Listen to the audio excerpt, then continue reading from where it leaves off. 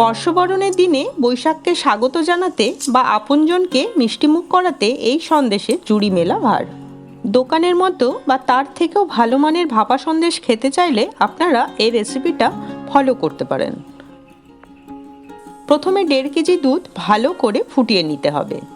আমি এখানে full fat দুধ ব্যবহার করেছি, আপনারা চাইলে গরুর দুধও ব্যবহার করতে পারেন।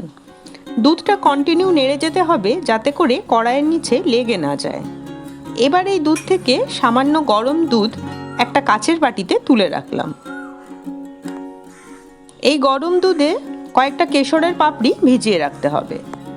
এবার গরম দুধটা একটা খুন্তি বা হাতা দিয়ে ক্রমাগত নাড়তে হবে যতক্ষণ না পর্যন্ত গরম ভাপ বেরিয়ে যায়। দুধ বেশ কিছুটা ঠান্ডা হয়ে এলে এই পর্যায়ে দিয়ে দেব 2 চামচ ভিনিগার ও 2 চামচ জলের মিশ্রণ। এই মিশ্রণটা দিয়ে আস্তে আস্তে দুধে মেশাতে হবে ছানাটা কেটে আসা পর্যন্ত।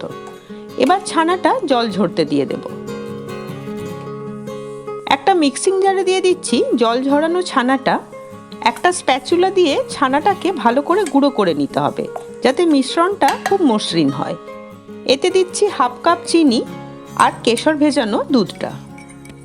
সব উপকরণ খুব মসৃণভাবে পিষে নিতে হবে। এতে সন্দেশটা খুব সুন্দর হবে আর স্বাদও হবে অসাধারণ। দেখুন মিশ্রণটা এরকম মসৃণ হবে। এবার মিশ্রণটা বেকিং মোল্ডের মধ্যে ঢেলে নিতে হবে।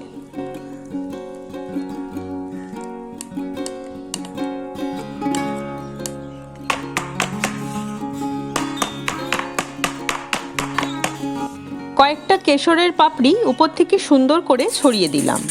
এবার একটা অ্যালুমিনিয়াম ফয়েলের সাহায্যে মুখটা মুড়ে নিচ্ছি। এবার আমরা এই মিশ্রণটা ঢাকা দিয়ে 15 মিনিটের জন্য ভাপে বসিয়ে দিচ্ছি। এই সময় গ্যাসের ফ্লেমটা মিডিয়ামে রাখবো।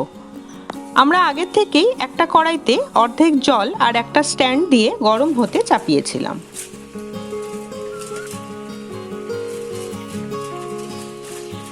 পনেরো মিনিট পর ছুরি বা কাঠি দিয়ে দেখতে হবে সন্দেশটা হয়েছে কিনা। দেখুন আমাদের ভাপা সন্দেশ একদম রেডি। এই সন্দেশটা আপনারা রুম টেম্পারেচারে ঠান্ডা করে নিয়েও পরিবেশন করতে পারেন অথবা ঠান্ডা হওয়ার পর ফ্রিজে রেখেও পরিবেশন করতে পারেন।